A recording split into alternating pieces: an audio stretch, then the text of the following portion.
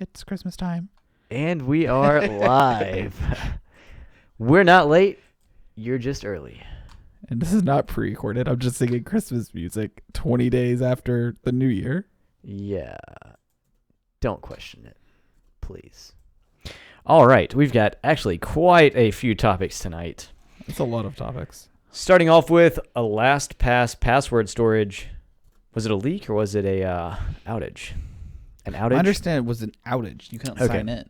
Gotcha. I did not look into that, so my video title is incorrect. It's not a LastPass leak. I probably should change that, actually. Well, the internet leaked out of the servers. Or Or not the internet. The power leaked out of the servers. Oh, gotcha. LastPass outage. Not really sure how that updates because there's no save button, but hopefully it updates in real time. Then we've got some more topics. GTA 6 looks like it might actually be on the workbench. Does that mean for test benching? No, that means that people might actually be working on like a storyline.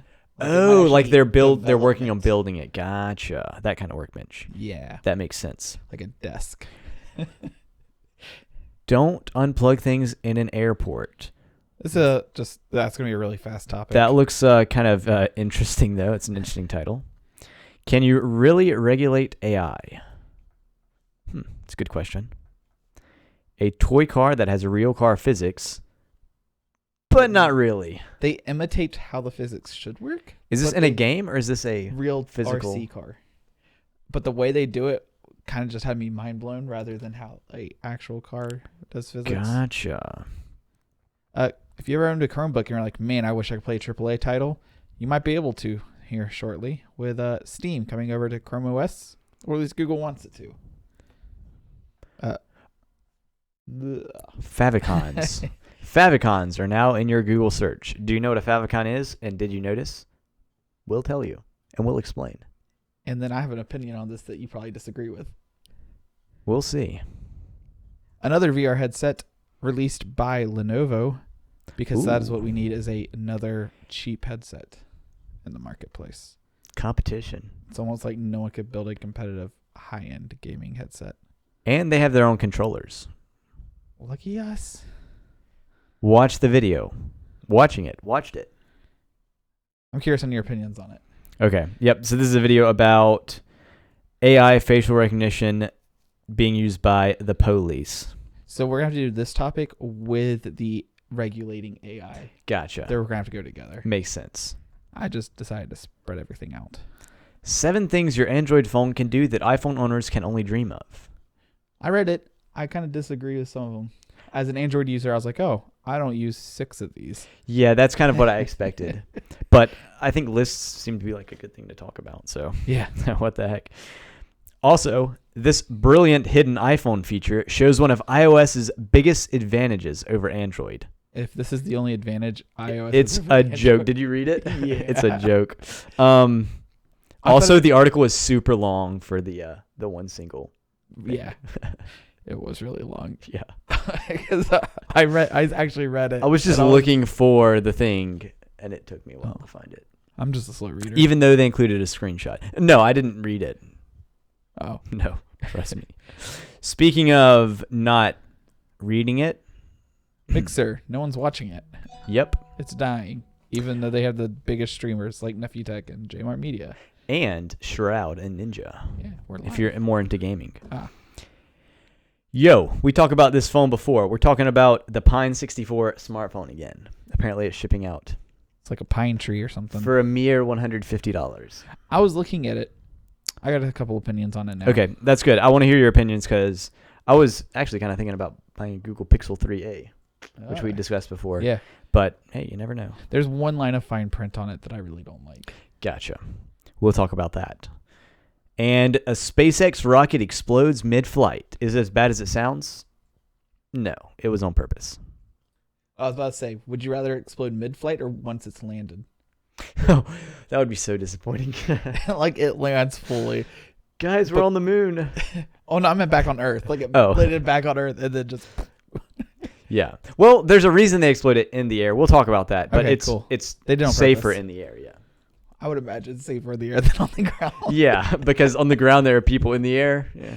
There's less people. There's less people flying around. Poor birds. Yeah. Anyway, starting off with LastPass. So do you think there are more birds in the air or on the ground? On the ground. Oh, you think there's more birds on the ground? Than Oh, in the yeah. air? Okay. Well, not on the ground, but in trees and that kind of thing. Yes. There are more birds not flying than there are flying Now, at this moment. Conclude that like penguins or ostriches. No, this is let's flying not. birds. Yeah, let's. Yeah. Okay. Sure. We'll look it up. We'll get back to you next week. We'll see about LastPass. So I give a lot of grief to people who use password So managers. if you don't know what LastPass is a password manager. And the way a password manager works is, I'm assuming there's a add-on to your browser. So you install an add-on to Chrome, an extension to Chrome, and then this add-on, LastPass, saves the passwords that you use for certain websites. So you log into gmail.com, enter in your username, and then LastPass fills in the password for you, after you've obviously given LastPass your password. That, or you can log in like Facebook or email or anything. You would log into LastPass, and then you search for the account you want to log into. Oh, interesting. And you can get the key there. Cool. And it's just like a long jumbled string. And the advantage of that is that your password is harder to brute force to hack into. Yep. Because your password is just random. It's not going to be your birth Yeah, it's not date. going to be Nephew Tech 2020. Because you don't set it. LastPass just generates a random password for you. Yep. And another advantage is that if you log into your LastPass account on a different computer, you can still access those accounts. You don't have to remember the password for every account. You just have to remember one password for LastPass. Now, the disadvantage of that is if their servers go down. Because then you log into your computer, you log into your LastPass account, and you can't get your passwords from LastPass. It says exactly this. It goes, an error has occurred while contacting the LastPass server. Please try again later. And the other disadvantage is if something happens to LastPass's database, like if someone sees the passwords there. Or fire, yeah, that's true. If this whole server warehouse catches on fire. Yeah, then you could just totally lose all your passwords. Yeah. Or, in the event of a data breach, someone else could get all your passwords just in one fell swoop. To be honest, I think that's, I know a lot of people who use I know a couple people that use LastPass. Yeah, didn't LastPass have a leak a little while ago too? Or was that a different I think that was manager? Another one. Okay. There's a few different password managers like this out there. But that's like the advantages and disadvantages, and this was one of the disadvantages. Yeah, here's another screenshot someone sent over. It was much more of a Windows-looking error. So I think that they had the Windows app or whatever it was. Yeah. And it was a screenshot. Sorry, a critical internal error occurred. For assistance, please send a screenshot of this to their support line. Login account acknowledged RC equals not found. And they just couldn't log into any of their accounts on the internet. How kind of inconvenient. Oh man. So one thing I'm curious on. Yeah. Is if LastPass also uses because they generate their own passwords for your websites. So your Facebook password wouldn't just be NephewTech 2020. If they also use the social engineering, as in like capital I's and lowercase L's, or like putting M's and N's next to each other, so people who do take screenshot, like try to take a picture of it, if the low quality photo of the screen trying to tell the difference between a 1, an L, and a capital I wonder how secure they even are. That's more of just a whole nother topic, though. Yeah, I think the idea is that the passwords are long and just random characters.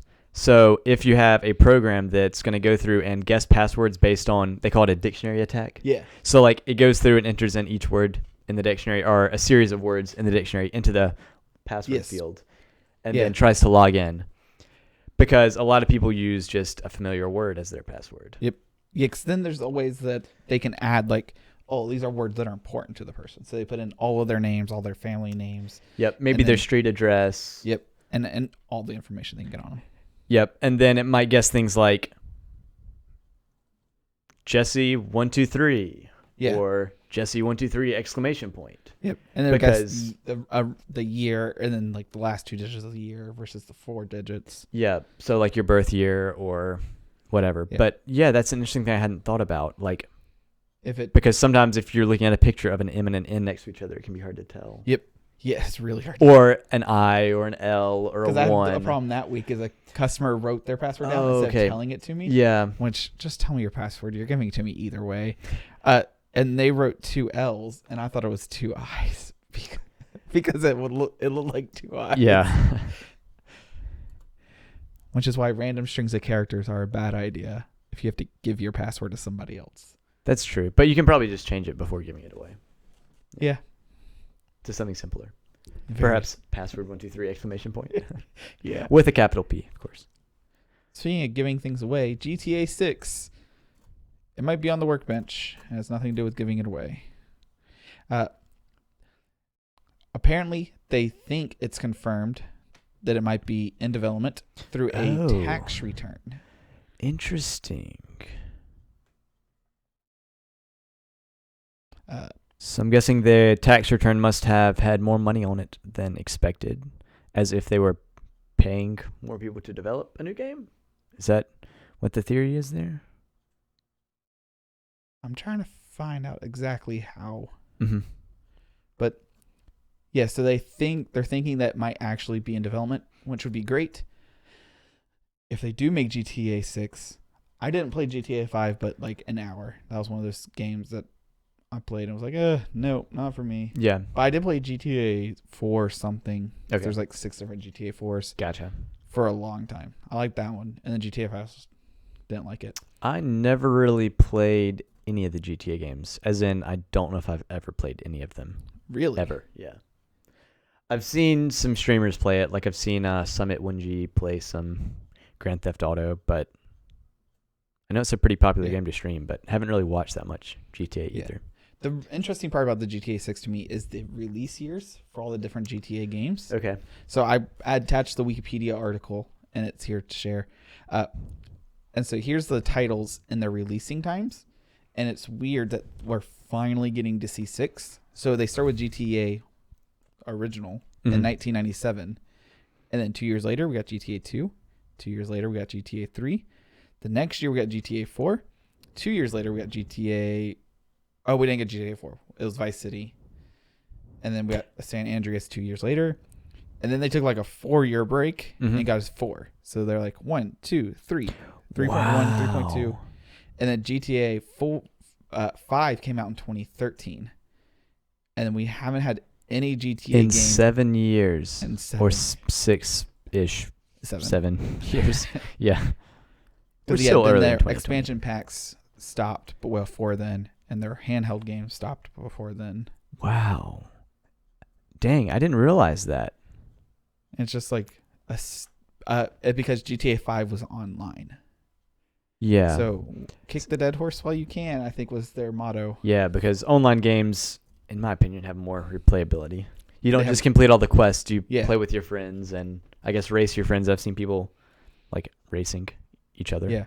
And I think GTA might have just been waiting for the next gaming phase because it's been the same since 2009 essentially. It's slightly better graphics every couple of years, but I think because VR is hitting so hard, I think it's actually gonna happen.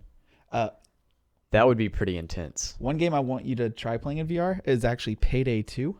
It's the bank robbing game. Yeah, I have Payday 2 because I got it free one weekend. I think you probably sent me the link 3 or 4 years ago. Yeah, it was super long. Yeah. Payday 2 in VR is amazing. Okay. I don't think I ever played it. It's actually a little stressful. Okay. I would argue that shooting someone in Payday 2 VR feels different than shooting someone in Payday 2. Okay.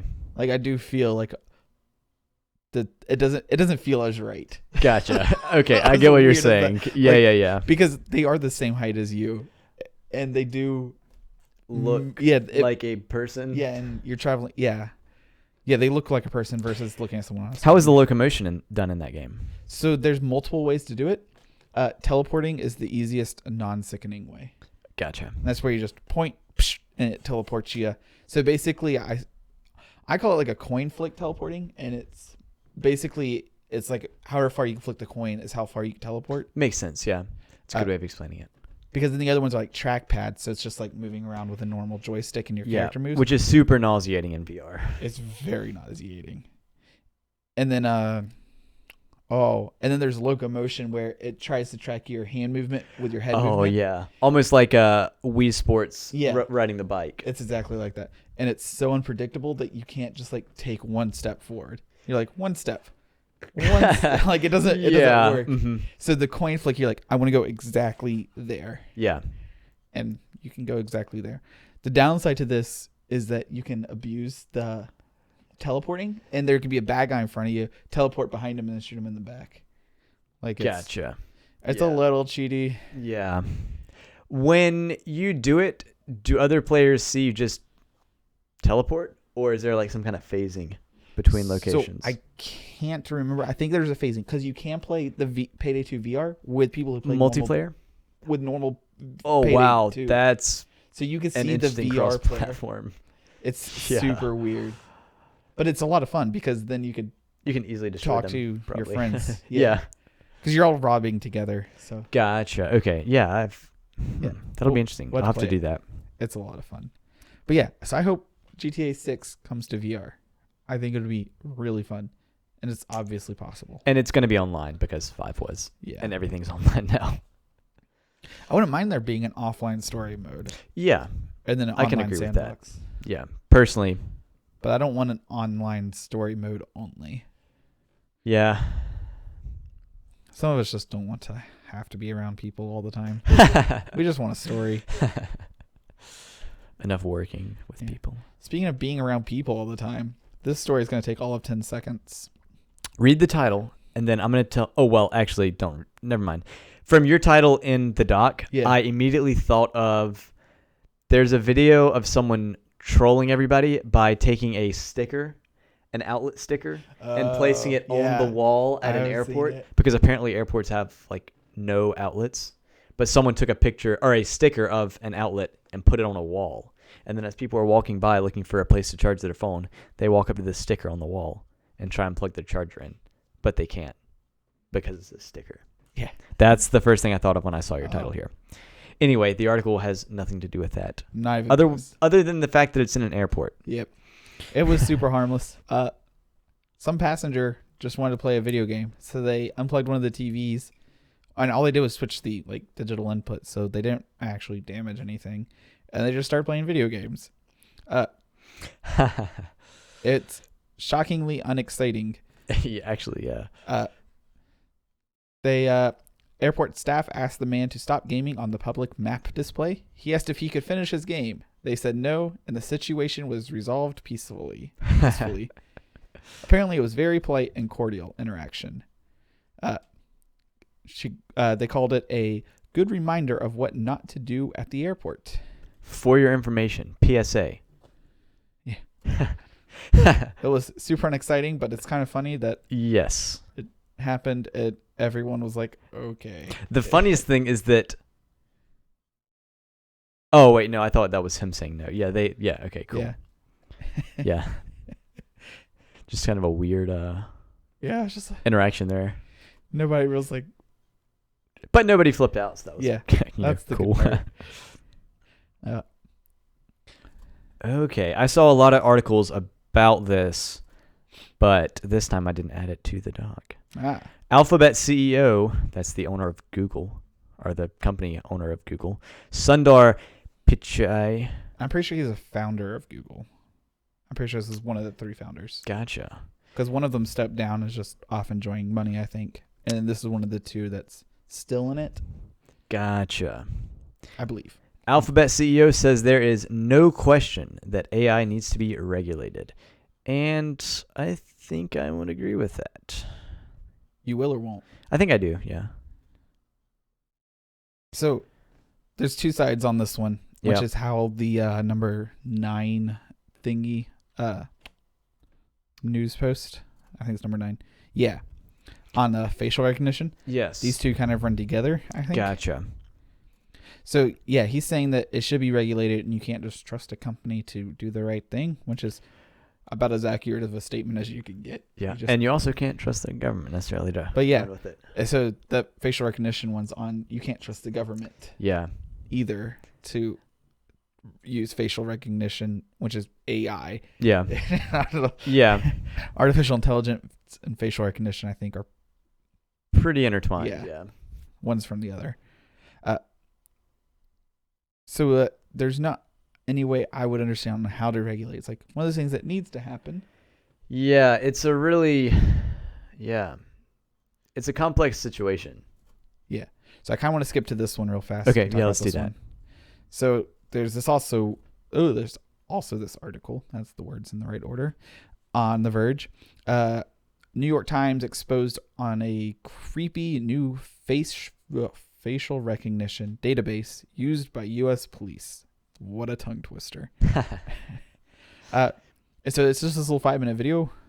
From The Verge. Yep. YouTube that name right there. How police manipulate facial recognition. Basically, it's not even AI's fault at that point. AI is doing what it's supposed to do. And then, according to the video, police are adjusting it so that they can get single faces just to pull over people or just kind of investigate people. Using it as a tool the way it's not meant to be used. Yeah, almost causing like false red flag type situations. So they'll plug a face into, say, someone commits a robbery and they get a screenshot of their face from the security cameras. They'll just plug that image in to their software system and use that to pull over or, possibly detained multiple different people who weren't involved at all. Yeah. Causing just... So, in their example, they said that the robber had a face like this famous actor. I don't remember his name. And so they just grabbed a picture of this actor's face off the internet. Because someone who was robbed said he looked similar to this person. So they just grabbed someone who looked similar to it. And then they ran an accuracy test for everyone that was in that location, I guess, like a geographical facial scan run. Mm-hmm. And it would find multiple people. So it'd be like, oh, this actor resembles this one to an accuracy of whatever this is, like 20% accurate. So basically it's white male is what they got from this face. So, because all 5 of these people, or all 6 of these people matched at this low accuracy. Yeah. And then they would just bump the accuracy level up until they get... To try and minimize the number of faces that get returned. And then they would get the one face, and then they would go after the one person just to question. Yep. So it's like a way of filtering out a lot of people in a way. It's like narrowing down your suspects, kind of. It's kind of like reverse shopping almost. Like if you want a product off of Amazon, and you're like, all right, I want this product. So you put in the name. You're like, yep. And now I want only this product that's between $5 and $8. Yeah. And now I only want $5 and $8, and I want it in blue. Yep. In a way. That's essentially what they're doing, except I want a person with a nose that looks like this. Yeah. Or a forehead that looks like this. Except Amazon was built for you to sort things like that. And AI facial recognition was not built for that intended purpose. And so that's not a thing that's, no matter how hard you regulate AI, in that case, it's not going to make a difference. Yeah. You would have to regulate the way AI is used. Yeah. More or less. Which I think would be hard. Yes, I agree. I don't know how you would do it. Yeah. But those are 2 very interesting topics on Google saying we need to be more careful about this. And then a Verge article on this is how people abuse it. You're like, well, how do we fix it? And nobody has an answer. Nobody has an answer. And I don't have an answer either, so I'm not trying to be hypocritical here. It's a really tough situation. So this looks interesting to me. Super cool. This clever RC car leans and drifts like it weighs tons, not pounds. Cool. Okay, I was wondering what the physics were going to be. So that is really neat watching it drive. Yeah, so you see here, like, it actually leans like you would like a normal car. So it almost has a suspension system, it looks like. Yeah, so it almost has a suspension system, is what you would say. Yeah. Is that more accurate than I know? That you wish it had a suspension. It would be way easier, in my opinion, just to put a suspension in. Wow, so that looks super complex when I scroll down. Yeah. Holy cow. So instead of just putting a suspension system in this car, it has one of those things that your phone has. Gyroscopes with 4 different servo motors. To control the tilt. To control the tilts and leans. Wow.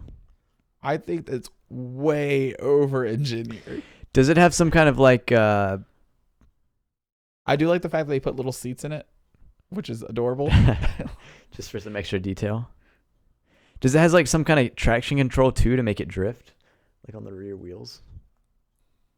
Like they stop the rear wheels maybe or something? Oh, I don't know. To get it to lose traction? I wonder if it could be 2 wheels, like a front facade wheel that doesn't quite touch the ground, and then a rear wheel. But that still wouldn't explain how it can drift. Yeah. Wow. Watching it looks pretty cool. Seeing what's underneath that shell, though, is... Yeah, you're right. Seems like it's over-engineered. Yeah, wow. I think it would have been easier just to use a couple, like, springy shocks to make it like a real car. You know, like a real car. Yeah. Wow, that's insane. But I think it would be kind of fun to build one of these if it came in a kit, which they were... In this article, they were talking about it might eventually become a kit one day in the future. And that way you could learn to, like, understand how it works. But I think it would be more fun to build a real car than a car that acts like a real car. Yeah. You know they make kit cars. Have you heard of kit cars? Are those like 124 model? No, they're full-size cars. Really? Yeah. Are they as cheap as the Pine phone? No. Oh. Google Miata kit car. MIATA kit car. This is not really tech related, but I mean it's kind of tech related. And I guess if you click on like images, you can see different images. Yeah. So these are cars made from the Mazda Miata base. So people will buy a Mazda Miata and strip it down and take certain things like the engine, transmission, probably some of the suspension, and then build an exterior shell, which will reduce the weight and make it more like a kind of sporty car. I wonder how they chose that car. I think because it's pretty cheap. Okay. Somewhat, well, it's already a pretty small car, almost like a go-kart type. A lot of people say that driving a Miata is like driving a go-kart. Or kind of like a Mini Cooper. They say Mini Cooper is like driving a go-kart. So I guess it's just simple enough that they're able to break it down. And then people also do that with, I think, Volkswagen Beetles. They make dune buggies out of Volkswagen Beetles. Okay. So that's kind of what you're talking about, building a real car in a way. Yeah, but I would think it would be like a $75 project car. Yeah, this is definitely not that. To teach like the younger generation on, hey, this is what is actually happening when you hit the accelerator. Yeah. It wouldn't be an actual gas engine because that would be insane. Yeah. You could do a go-kart, something like that. It'd be more expensive than $75. Yeah. But yeah, I definitely think that would be a good experience for kids to really understand what's going on beneath the hood. Because we're always going to need mechanics until Tesla takes over and all cars are electric. Oof. Have you seen the video about the Truckla? Which, not the Tesla, Yes. Not the official Tesla Cybertruck, but someone on YouTube. This was probably about a year ago now. I don't know. It was a while ago. But they took a Tesla Model 3 and basically cut off the back passenger cabin. Yep, and the trunk. Made it and the trunk and made it into a truck bed. And it looks kind of like, man, I don't know what to compare it to really. But we'll show it looks you like one of those just gators. It does. Yeah, it does. Because it has the rack and stuff. Yeah.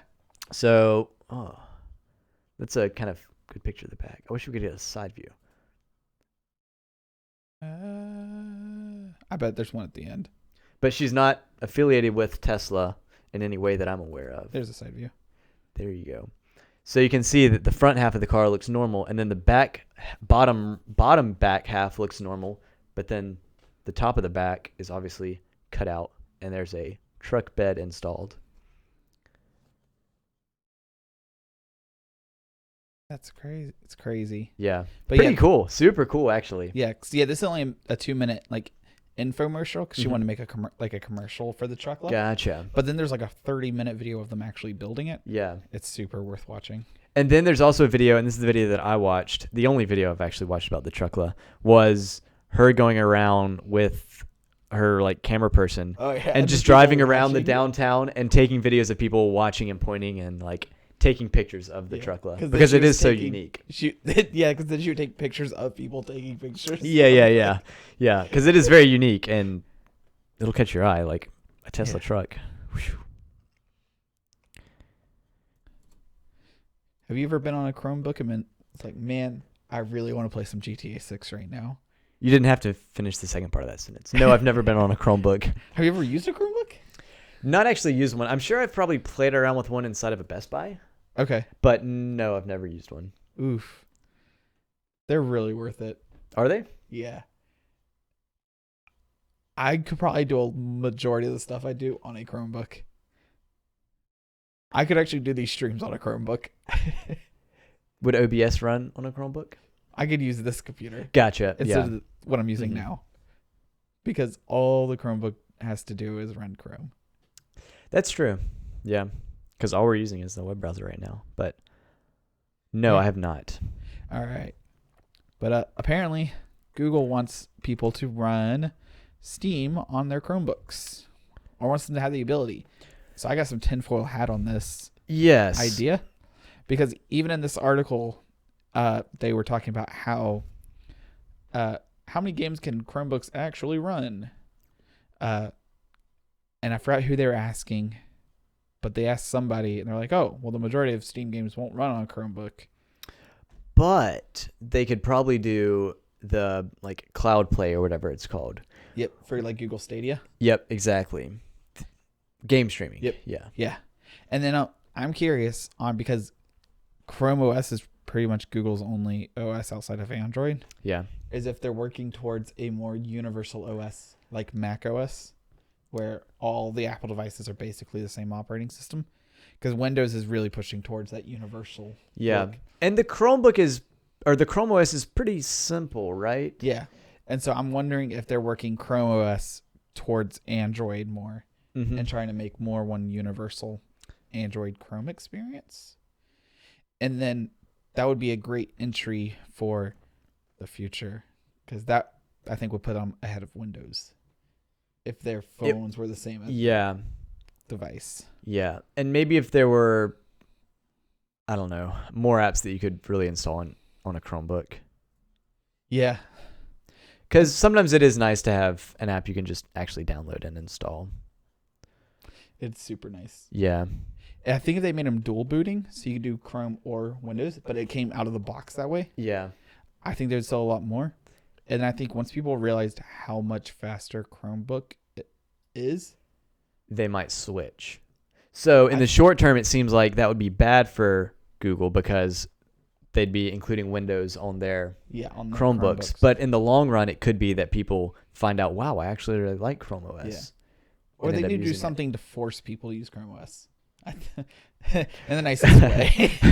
You can use Windows or you can use Chrome OS, but Windows can't access the internet. Windows would just be really slow on a Chromebook hardware. That's true. Yeah.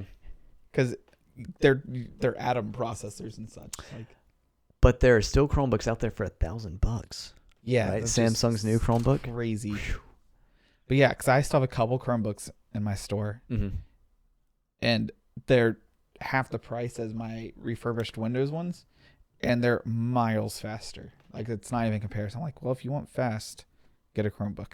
If you want fast and all you need to do is view your emails and your Facebook. Yeah.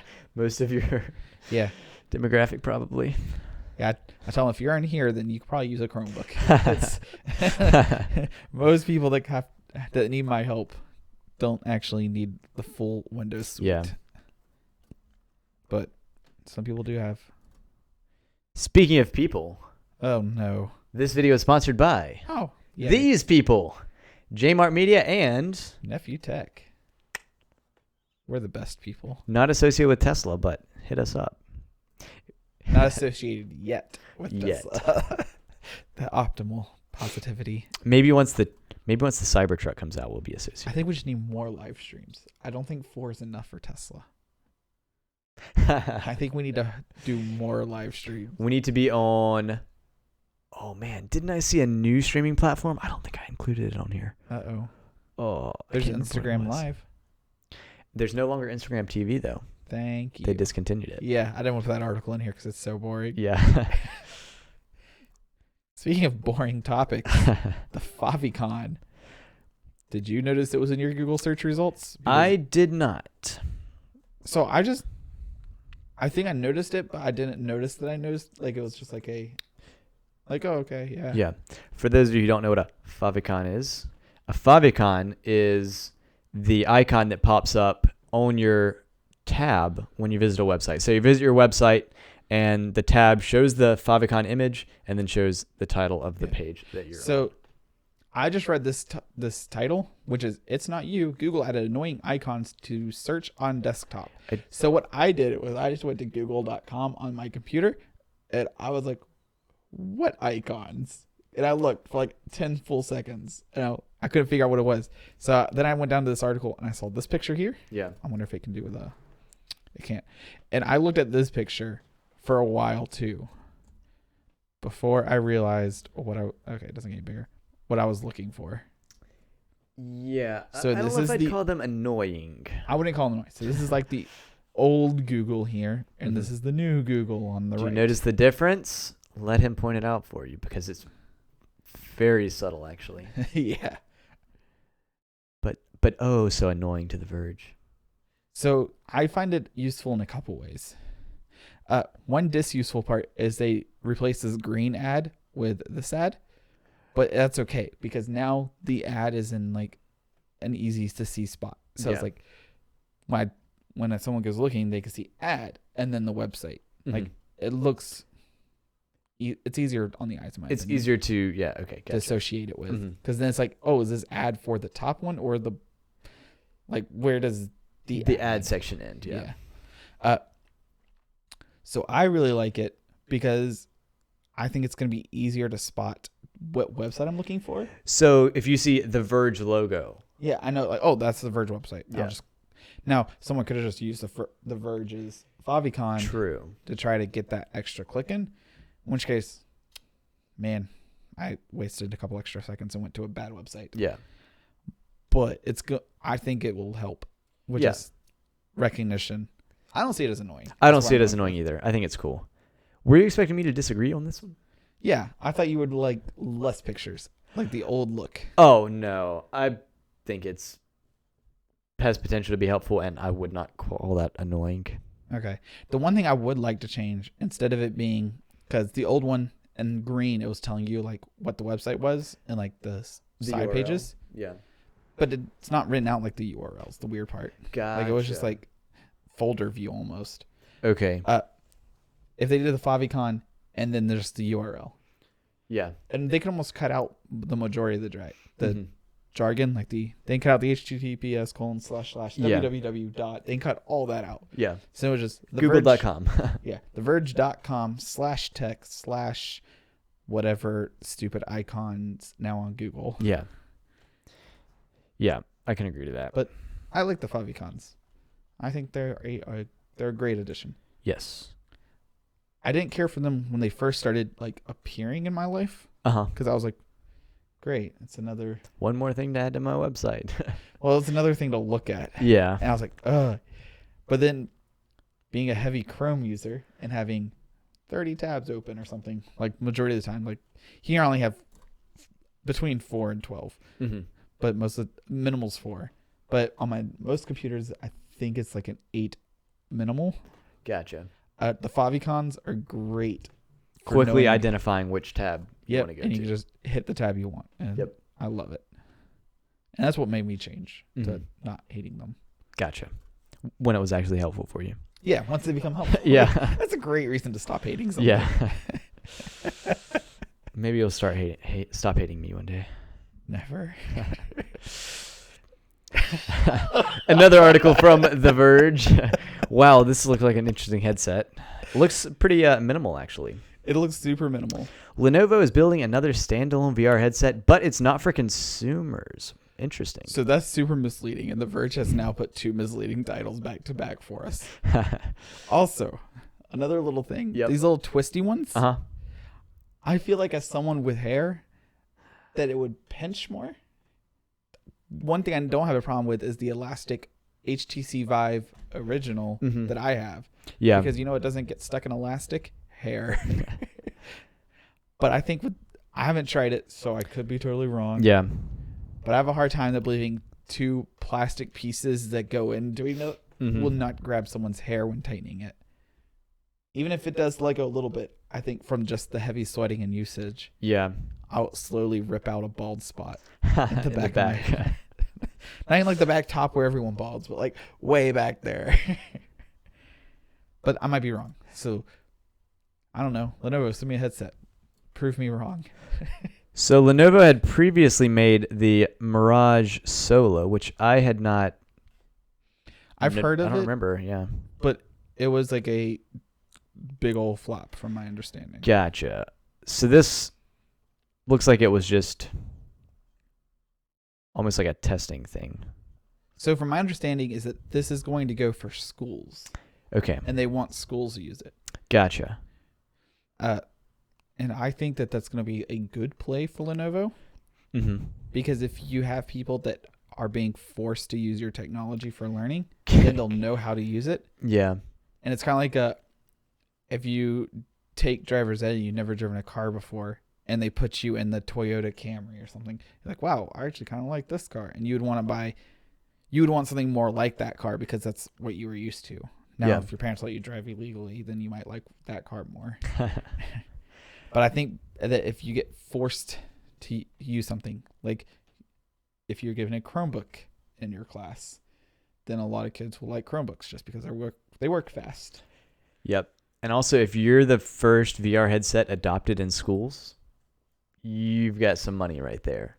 Because the school's not just going to buy one headset, I'm guessing. It's going to buy, right. Yeah. It's going to buy either one for each classroom, or it's going to buy a lot for each classroom, or a lot for a classroom. Yeah. So then they would have they used to have computer room. They would have VR room. Yeah. It'd just be a giant warehouse. And guess what? There's more than one school that exists. So once a school invests in your system and says, hey, this is really helpful, guess what other schools are going to do? Say, hey, that looks really helpful. Let's buy some. So another curious thing is, do you think this will be used to teach real subjects like math and language arts, or for PE? Hopefully not PE. I could actually see one of those real sciences like you're talking about, or real subjects, or however you put it, or even art classes, like making 3D art. Okay. Like 3D modeling would be super cool. Yeah, VR. Definitely. Because instead of having to move around the camera to adjust vertices, just be able to walk around pulling out part. Move your head. Yeah, I think it would be super cool. Yeah. This headset from Lenovo still seems pretty new, so we'll see how good it actually is. Because if it's a flop and then a school ends up investing in it and it doesn't go well, that could be bad for VR. But I think eventually VR in schools will not be uncommon. I know when I went to school at community college, all of my classrooms had computers in them. No VR headsets. But one day those could be VR headsets. Did they all have projectors too? All the rooms did, yeah. Something in all the rooms I did had. I only took computer classes. Yep. Oh, I hope that's not the dog. Yeah, so all my computer classes had a computer in them. I did take like a psychology class or whatever it was that did not have computers in there. But all my computer-oriented classes had computers. But yeah, soon you could see like all the three-dimensional CAD classes, computer-aided design classes having a VR headset. Then that'd be pretty cool. So we already talked about 9. 7 things your Android phone can do that iPhone users can only dream of. So I honestly didn't really scan over all these, but I want to do that now and see how many of these I actually take advantage of. So, okay, the first thing I do take advantage of. Use the apps you want, not the apps Google wants you to use. So I'm curious on that one. What's one of the default Android apps that you don't use? My messaging app, actually. Really? Yeah. So I use the default messaging app. I did for the longest time, but my provider actually has their own messaging app, which can give you some extra like access to like old text messages and that kind of thing that I found pretty convenient. Okay. That's pretty neat. Yeah, I haven't found a reason to switch off my texting app. I can change the font size to small and it texts. So I haven't switched. Gotcha. And I actually expected this point to be a little bit different, but on Android you can also just download a .apk from website, which an APK is the application file format, whatever. I don't know the acronym. Yeah. Which I'm not sure if you can do that on Apple. So if I were to go, I could go on to, what's it called? Android Studio, which is the program you use to develop Android applications. And I could write up a program, compile it, download it, and I could email that file to you, and you could install it from your email, not have to go on any kind of app store, which is, you have to actually go through some security steps before you do that. But you can still do it. Whereas I'm not sure if Apple has anything like that for iPhone. I have no clue. You're asking the wrong. Yeah, not Apple user. But that is one advantage in my eyes of using Android. It makes developing an app and debugging it much easier because you don't have to keep uploading stuff to Google Play Store. Yeah, blah blah blah. Only non-default app that I use on my phone is the music.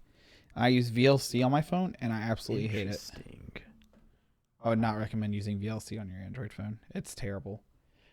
I can hit pause, and I can just close the app. So I'll like double swipe and swipe it up to close the app. And then like I'll disconnect my phone from Bluetooth. I'll reconnect my phone to Bluetooth like I'm getting back into the car after grocery shopping. Yep. And it will start auto playing again. Even though you've closed the app? Even though I had closed the app. Wow, that's weird. Like there's some really weird things with VLC that I don't like. Yeah. And I just have yet to switch back. Mm-hmm. Yeah. I'm going to use it till I get rid of this phone. Second point, Google Assistant for the win. Not applicable to me. I don't use Google Assistant or Siri. So I started using Google Assistant a little bit more. On the bike, right? Yeah. I said I haven't been able to ride a bike recently, which true. It's been kind of cold. It's been kind of useful. One of the most useful things I found is being able to do 2 commands in one sentence. So I could say, hey, telephone, open up, what's it called? Spotify, and play this playlist. Gotcha. And it will auto open up Spotify and play the playlist. Okay. Or I can say, hey, turn on Bluetooth, start Spotify, and it will do both. Gotcha. And that is crazy useful. Mm-hmm. I don't know if Siri can do that or not, but I didn't realize you could do like dual commands. Mm-hmm. Like I want this and this done. Yeah. And it most of the time gets both of them. I think I'm a mumbler. I talk too fast. I know. Sometimes it doesn't understand me. It's okay. We're getting through it. But yeah, I gotta say, using Google Assistant for some hands-free usage is pretty nice. Yeah. Use 2 apps at once through split screen mode. How often do you use split screen mode on your phone? Very rarely, but not never. The Really? only time I ever use it is if I'm watching a YouTube video and want to Google something. Oh, that's very fair. Because you can, on this phone, you have the app open and I think you long press on the... So I don't think we call this split screen because that's another point. It's split screen. Oh, you are actually doing and not just playing the YouTube video in the corner? Yeah. I can show you. Because I think you're talking about not split screen. I think I'm talking about split screen.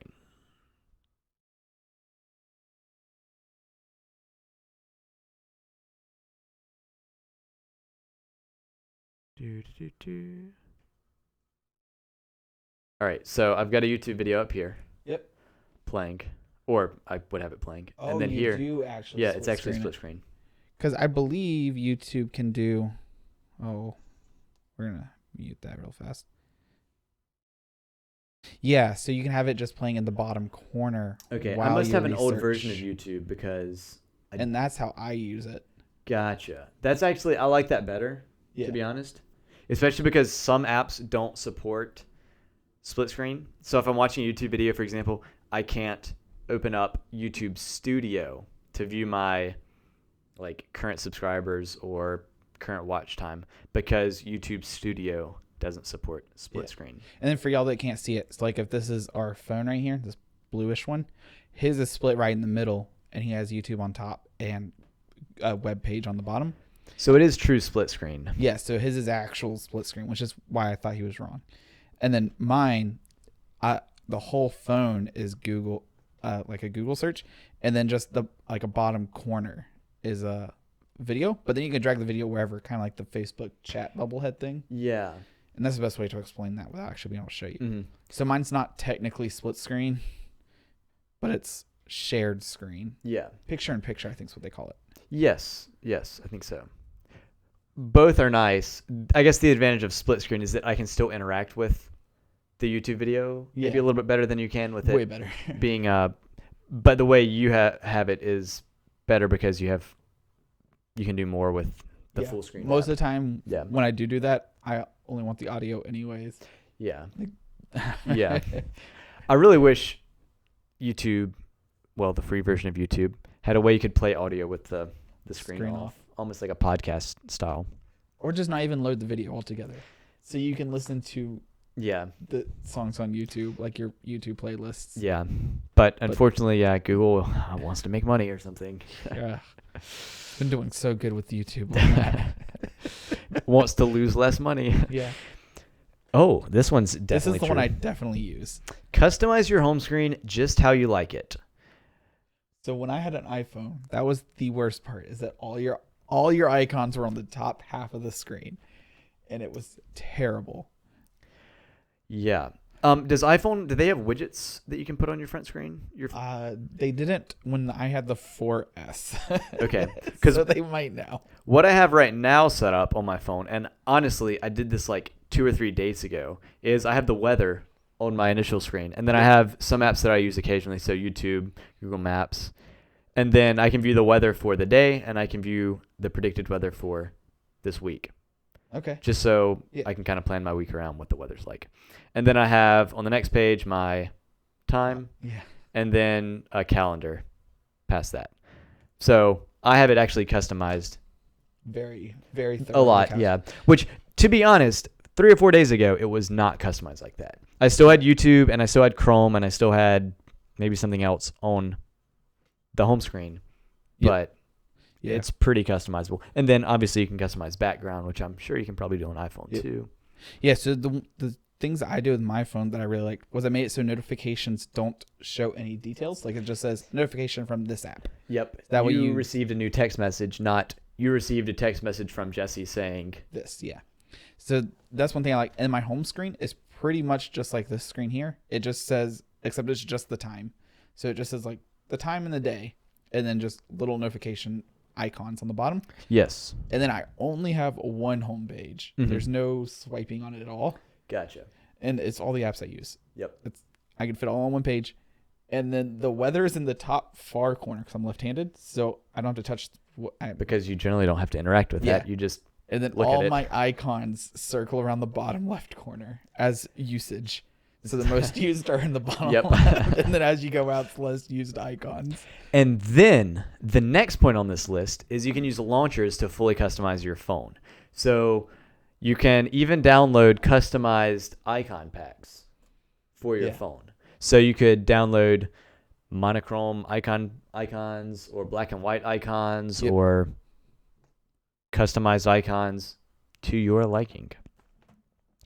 Or customized launcher, which I actually used to have a launcher that allowed me to, instead of setting up my home screen in a 4x5 grid or whatever it is currently, I could do like 10 by 20, which would be almost Yeah, so in my version of Android, you can change it. Okay. Yeah. But not to that drastic. It's like you can do like a 4:3 up to like a 7:9 or something. Gotcha. So it's within reason. And I use that my icon's huge because I only use like 4 apps. And then just as I've slowly added apps of things I use, and it's slowly gotten a little bit tighter. Yeah. And when I did that, my phone didn't support that by default, but I installed another launcher. And I don't remember the name of the launcher. Oh. Okay. Yeah. But then you're saying like icons, and then all of my everythings I always just black out and then minimal colors. Yep. I like the 1 or 2 colors, and that's plenty. Simple. Nova Launcher, I think, is what it was called, which is actually on this list. Okay, don't use that. We might just skip this one. Never get bored thanks to automatically changing wallpapers. Do you hate your battery? Do you hate having a battery with charge on it? Yay! Use wallpapers that continuously change. Also, animated wallpapers, if that's your thing. I can't stand animated wallpapers. Watch a video and text at the same time. Wow. Okay, this might be what you're talking about. Yes. Like the popped out video. Or also the split screen, to be fair. Yes. Picture in picture, yep. Oh. Ooh, even picture in picture for video calls. So, for example, you're calling your buddy up on the Skype or whatever. You want to Google something. You can do it you can do both of the things at the same time. In case your phone screen was just too big. Yeah. Wow. Okay. All right. So that's enough of that Android talk. Let's move over to the iPhone talk. This is why you should buy an iPhone. From the website BGR. Don't know if I've ever visited BGR before. So, this brilliant hidden iPhone feature shows one of iOS's biggest advantages over Android. We're going to read this entire article to you. We're going to take an hour and 20 minutes here. Sounds really impressive, right? But if you scroll down, there's this screenshot. Looks like German, but might not be German. Yep. So it was over on Reddit. User shared the photo. And so this Joker card here was user edited. They put that there so they didn't share their email. But then they're like, what else looks weird about this image besides it not being in English? Ooh. And it actually took me a minute. Yes, I did not figure it out until I read below the screenshot. Yeah, because I thought they were signing in or like saving it. Yes. Not that they were looking at it. I had no idea what was going on here. So apparently, you can view your login username and password for websites on your phone, which is already kind of a little bit weird and creepy, but all right. And so when you take a screenshot of it, apparently it auto erases the password. Yes. So. And that's why you should buy an iPhone. Kind of cool, I guess. It's a neat little security feature. So do you think it's going to be included in the next version of Android? Yeah. I wonder if it is included. I don't even know how to look up a password on my Android because it's all stored on my Chrome profile. True. Yeah. Huh. Don't hack me. Yeah. I think they were just going for the title there, trying to get some clicks. That clickbait. Because that article was disappointing. Speaking of disappointing. Mixer. One of our 3 streaming platforms, 4 streaming channels. Microsoft's Mixer fate is looking a lot like Windows Phone at the moment. I didn't actually read this article. I just assumed you would. A little bit. So apparently Mixer's been let's see, kind of pumping it up as if Mixer is doing good because they have more active channels than Twitch. But then this Twitter user said, Mixer has more active channels than Twitch is a bad take and a bad headline, regardless if the cold fact is true. Look at the rest of the stats. So apparently the rest of their stats are not looking good. I would have to agree, though, that it would be a ratio. So you don't want a ton of streamers, but you also don't want a ton of people watching a couple streamers. You want a nice, even like an even distribution type. Yeah, because then because the problem is if you have too many streamers, not enough watchers, then you have a lot of overhead from you would need too many server resources to keep it up. Essentially, it wouldn't be profitable. But then if it was the other way around, where you had a couple streamers and then a lot of viewers, those streamers could be bought by Twitch. Then you'd lose your viewers then you would along lose with the viewers. streamer. Kind of like what Mixer did to Twitch. Yeah. And then there's also a list of features that someone said that Mixer is missing. And it's a big list. And it's a pretty big list. Rather than exhaustively detail all of the concerns. Here's an exhaustive list detailing all of my concerns. There's more bullet points here than there are topics tonight. Yeah. So I haven't really followed the home Mixer thing. But apparently it's not looking great because Windows Phone definitely did not do well. But, it might make a comeback. So if Windows is still pushing for that. Do you watch any live streaming? Very, very, very, very little. All right. And if you do you know what platforms you usually watch? I can tell you mine. It'd be either YouTube or Twitch. Okay. But really neither. I don't use either one. So I would almost say the most live streaming I watch would be Facebook. Okay. And most of the time it's friends. It's not even like professionals. That's true. The second would be YouTube, and that would be due to two different channels. And those are like the only two channels I watch a live stream on. Mm-hmm. And it's not ours. Sorry. I don't watch our live streams. That'd be kind of creepy, actually. I just need to hear my own voice. For the record, guys, if you've ever listened to your own voice on a recording, it sounds awful. It sounds so much different than it sounds in your head. So if it sounds the same, then editing a video of yourself talking is really hard. That's why we don't edit. That's why we don't make videos. All right. Speaking of talking and making new things. Wow, that's loud. You had mute sound come out of your speakers. This Linux smartphone is now shipping for $150. We talked about Pine 64's Pine phone before, as well as their Pine Watch. I think that's what it was called. Yeah, and they also have a Pine Book Pro. And the Pine Book Pro, yes. It's designed for developers and early adopters. I'm interested to know if this is designed for software developers in general or developers who are interested in developing apps for the Pine phone, Pine 64 phone. Yeah. I honestly didn't read this article, but I'm currently considering getting this phone because, to be honest, I need a new phone. My screen is broken. It's currently covered in a roll of Scotch tape. Like the power up and power down buttons are completely broken off. It's like the whole roll of tape too at this point. And yeah, the screen's cracked, which is, why the tape's there. Anyway. So I am on their store at the moment. We're going down to the phone because I want to show you that one line that had me iffy on it. Okay. There it is. It's such a big store. Everything's individually listed. So they've put the disclaimer up top, which is great. But this wasn't the one I was curious on. Okay. They're like, hey, this is for developers. Don't buy this if you're not planning on being a developer, early adopter type person. Yeah. But then down here in fancy red note, they had several different notes. It is this one here. When fulfilling the purchase, please bear in mind that we are offering the Pine phone at this price as a community service to Pine 64, Linux, and BSD communities. If you think that a minor dissatisfaction, such as a dead pixel, will prompt you to file a PayPal dispute, then please do not purchase this Pine phone. The Pine phone. Thank you.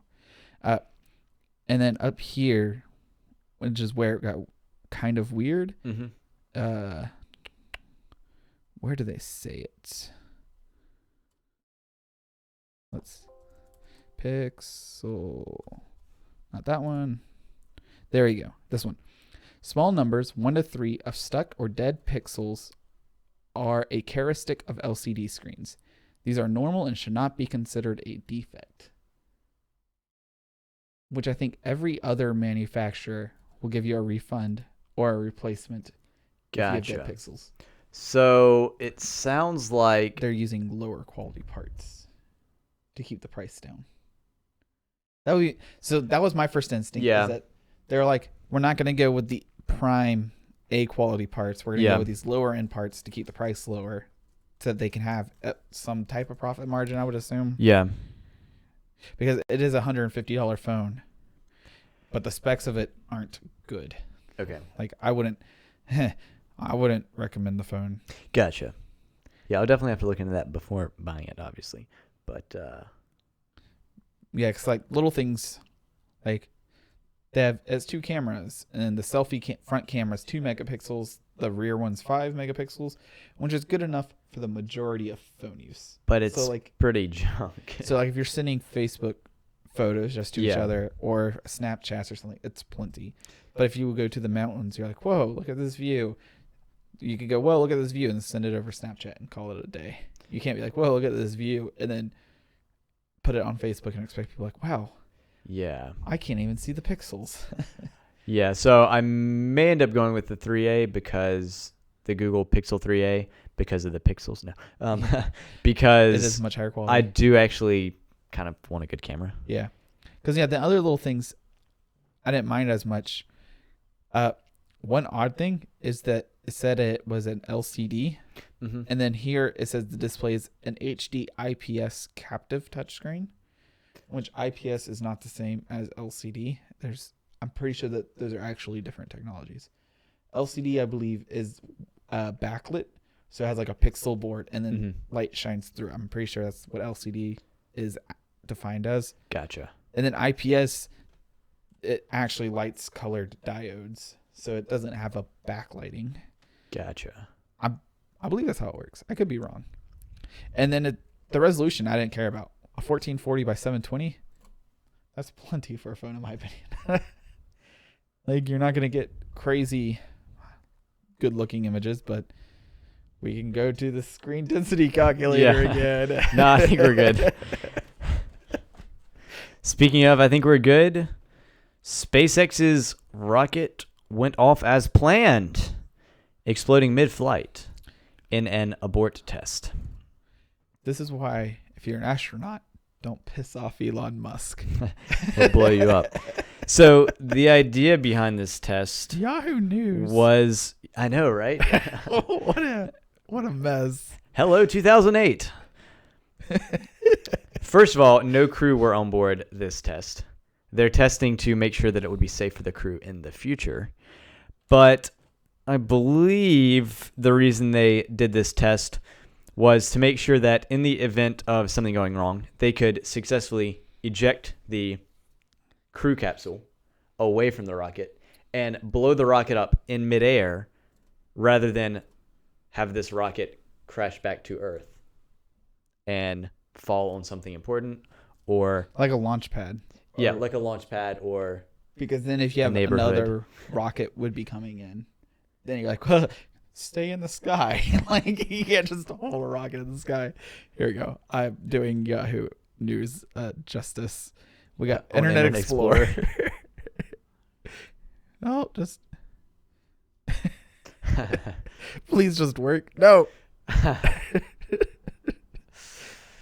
So they were just blowing...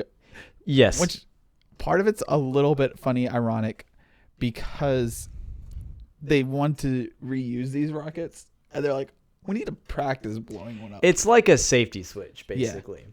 They want to make sure the safety switch works. Yeah. Which I guess is a good thing. Yeah. How mad would you be if your safety switch didn't work? Pretty mad. Wow, this is a terrible experience. Yep, and that's really all I had to talk about that. I saw it. I saw the title, had to include it, thought it was a bad thing, but then I realized that it was intentional. So now, I'm curious if they did, and how large of an area they had to send like to news outlets saying like, "Hey, we're going to blow up a rocket in the sky." It's on purpose. It's not our stuff going wrong. Because then you'd have, and like calling all the local police departments, because like you could probably see it 100 miles or 50 miles away, an explosion in the sky, and I would imagine a lot of people called police stations like, there was an explosion in the sky. Like, I don't know who to report this one to. Who do I call? Ghostbusters.